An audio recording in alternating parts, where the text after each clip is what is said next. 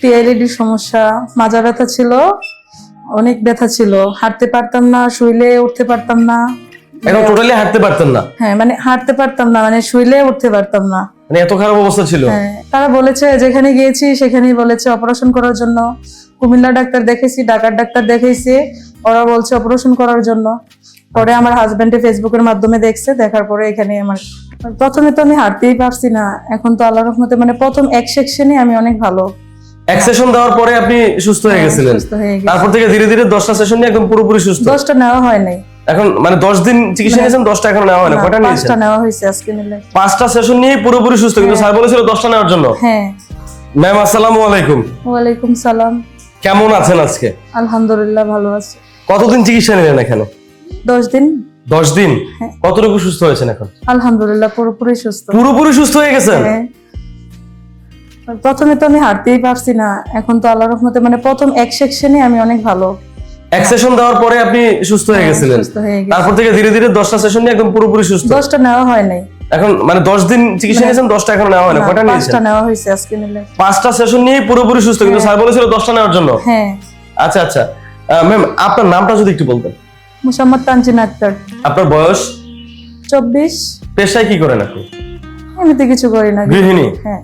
বাসা কোথায় আপনার? কুমিল্লা জেলা। কুমিল্লা থেকে এসেছেন? দেবিদ্বার থানা। বাহ, খুব ভালো। ম্যাম আপনার মূলত কি সমস্যা ছিল যদি একটু বলতেন?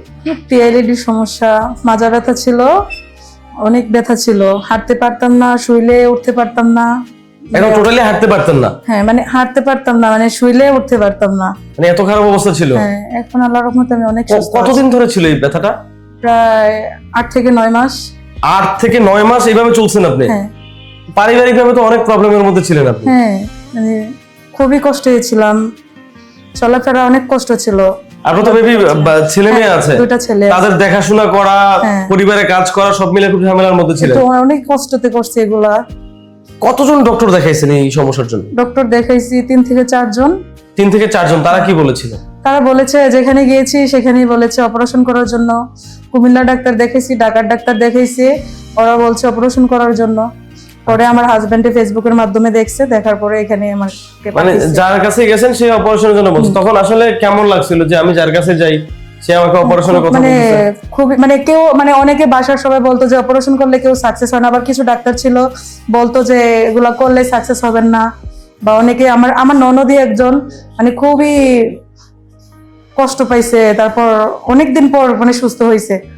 আচ্ছা, মানে যখন শুনতাম যে অপারেশন করবে আমি সুস্থ হব কিনা, মানে উঠা হাঁটতে পারবো কিনা, এগুলা নিয়ে আমার খুব টেনশন হইতো, এই হইতো।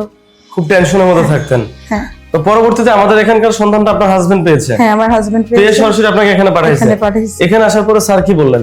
স্যার বললো যে কোনো সমস্যা নেই, আপনি আপা ঠিক হয়ে যাবেন, এক সেকশন নিয়ে দেখেন।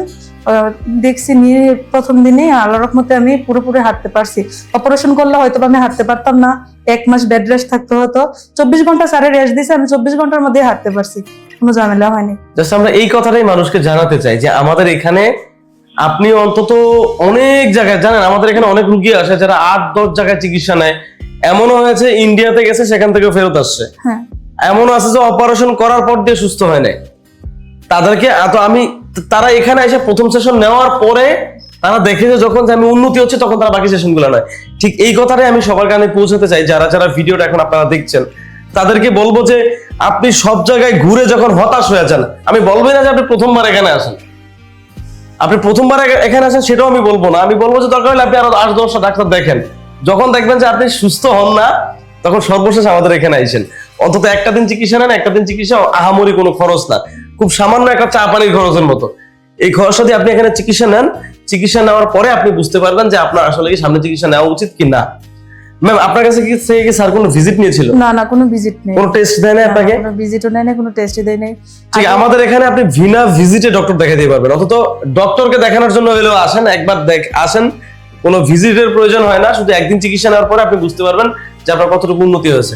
ম্যাম আপনি এখন সত্যিকারে ভালো আছেন তো? হ্যাঁ, আলহামদুলিল্লাহ আমি এখন ভালো আছি। এখানে চিকিৎসা যারা দিয়েছে তারা কেমন ব্যবহার করেছে? তাদের ব্যবহার তো অমায়িক ছিল, তারা খুবই ভালো ছিল, তাদের সেবা আমি অনেক ভালো দেখছি।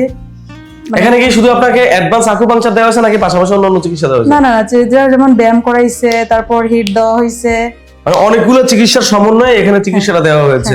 ম্যাম, আপনার মতো এরকম অনেক রোগী আছে যারা এই সমস্যাগুলোতে ভুগতেছেন, তাদেরকে আপনি কি বলবেন? আমি বলি তারা একবার এসে দেখো। আমিও তো প্রথমে ভাবছি কি না কি হবে, পরে আলহামদুলিল্লাহ একটা সেকশন নেওয়ার পরে তো আমি বুঝলাম যে আসলে জিনিসটা ভালো। আসুক, এসে তারা দেখো। আপনাকে অসংখ্য ধন্যবাদ ম্যাম, আপনার গুরুত্বপূর্ণ মতামত রাখার জন্য। আমরা দোয়া করি আপনি সবসময় সুস্থ থাকেন, ভালো থাকেন। ইনশাআল্লাহ। আমাদের জন্য দোয়া করুন ম্যাম। আল্লাহ হাফেজ, আসসালামু আলাইকুম। ওয়ালাইকুম আসসালাম।